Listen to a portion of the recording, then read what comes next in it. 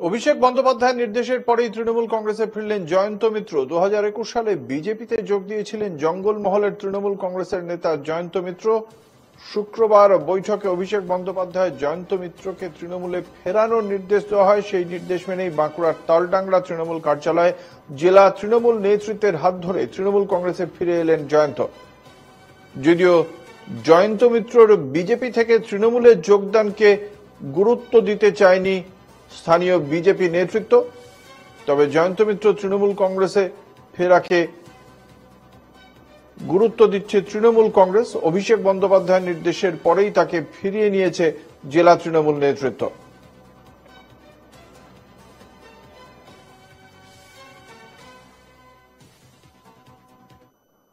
তৃণমূল ছেড়ে দিয়েছিলাম কিছুটা চক্রান্ত, শুভেন্দু অধিকারীর চক্রান্তের শিকার।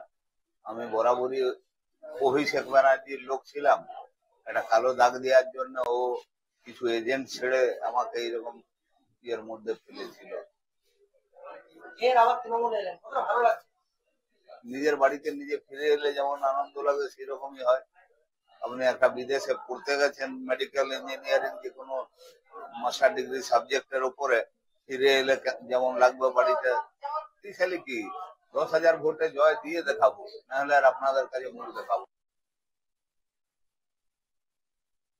অভিষেক দা নির্দেশ দেন যে জয়ন্ত মিত্রকে দলে আবার ফিরিয়ে নিতে হবে।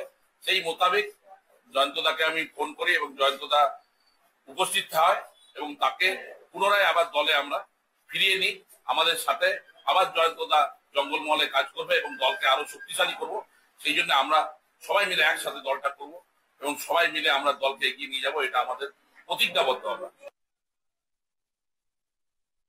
জয়ন্তবাবু মানে জয়ন্ত মিত্র তৃণমূলে যোগদান করলেন, এটা কোনো খবর নয়। উনি তো তৃণমূলেই আছেন। উনি বিজেপিতে এসেছিলেন 2021 নির্বাচনের আগে, আর নির্বাচনের ফল ঘোষণার পর থেকেই উনি কিন্তু তৃণমূলেই আছেন। যেমন এই আজকে ঘোষণা করলেন, সেই রকম ওনার কিন্তু 2026-এ আবার মনে হবে 26-এর ফল ঘোষণা হওয়ার পরে যে বিজেপিতে থাকলেই বোধহয় ভালো হতো। কাজেই এতে কিচ্ছু যায় আসে না।